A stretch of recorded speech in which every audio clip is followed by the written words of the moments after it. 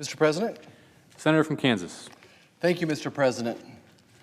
It was just a couple weeks ago that President Biden asked the nation, he asked Republicans, what are Republicans for? I want to make it clear tonight that I'm for border security, I'm for law and order. I've been to the border 3 times in the past 4 to 5 years, and what I saw there was a crisis. And if I could, I just want to paint just for a minute what that crisis looks like. Having been overseas doing medical mission work, I think I know a humanitarian, a health crisis when I see it, and this was a humanitarian crisis, a health crisis. Thousands of people sleeping underneath a bridge. They just traveled across Mexico for days, maybe weeks, maybe months. And as a physician, I look out there and what did I see? I saw people that were dehydrated, malnourishment, dehydration from diarrhea, from dysentery, scabies, tuberculosis. The Border Patrol was overwhelmed. The doctors were overwhelmed. The nurses, the dentists, everybody was overwhelmed. That's what I would call a humanitarian crisis. One of the biggest humanitarian crises going on, though, is human trafficking. As an obstetrician gynecologist in Kansas, believe it or not, we would have to take care of young women who had been abused from human trafficking. Maybe they had chlamydia, maybe they were having a miscarriage, but I'm just shocked at the amount of human trafficking going on across the border. In 2021, fiscal year 2021, 145,000 unaccompanied minors were apprehended at the southern border. And I want to emphasize, this is young girls and young boys that are being abused and sold into sex slavery. Of that 145,000, about a third of the minors that were released to a sponsor we lost contact with. Are we turning children over to human trafficking? I think that's what we're all concerned about. So I think certainly there is indeed a humanitarian crisis, a health crisis there. Just to talk a little bit more about the border, and we'll put that up here. Microphone. Look at the statistics from last year alone. 2 million people were apprehended at the border last year. 2 million people. Do you realize that there's 14 states in this country with less than 2 million people?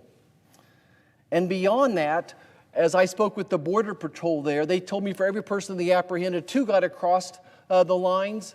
So probably an additional 4 million people came across, a total of 6 million. There are 30 states in our country with a population of 6 million people. Furthermore, what we were doing is making the cartel rich. What I was told by Texas Rangers and Border Patrol officers is the cartel was making $3,000 to $9,000 per person. And of course, if it was some person maybe from the Middle East, a little bit harder to get across the border, they were getting $20,000 to $30,000 a person as well. I haven't talked yet about the national security crisis. I think we've all seen the films and the reports of single adult males being flown on nighttime flights across the nation, being released. Migrants using arrest warrants as forms of identification. I think, America is not stupid. We see what's going on. I want to talk about fentanyl for a second. So probably 95% of the fentanyl coming into this country is made in China, coming across our southern border. An average month of fentanyl being seized at the border was over 800 pounds. That's almost a half a ton of fentanyl. That would kill 200 million people. This is a drug that if a drug dog sniffs it, it kills them, it makes them stop breathing. In most normal people, if they just had a small amount in it, it would make them stop breathing. This is the national security crisis going on. More people dying from fentanyl overdose, young people dying from fentanyl overdose than from COVID. And that's just part of the national security crisis. I kind of started off this discussion saying what I'm for, that I'm for border security. And I want to tell you how we can fix the problems there. And these are solutions every American knows. DHS several years ago came up with a $25 billion budget to to control the border. I couldn't think of a better way to invest $25 billion of American dollars. To build the wall where it needs to be built, to finish the wall, to put the gates in that are sitting there rusting away.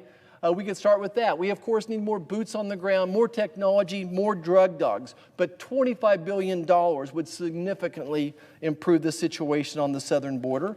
Next, the administration can fully and in good faith enforce the Remain in Mexico policy and end catch and release practices. And finally this, of course, work with Mexico. Let's go back and ask Mexico to help us again to control the security on that border. Ask them to work on their southern border, which is much easier to control, and of course work with our Border Patrol on our common border.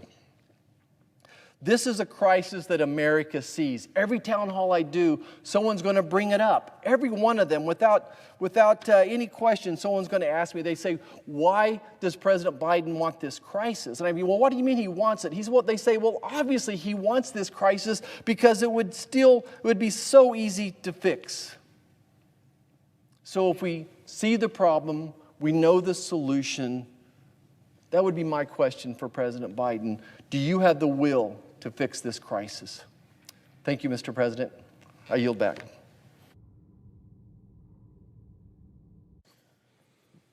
Mr. President,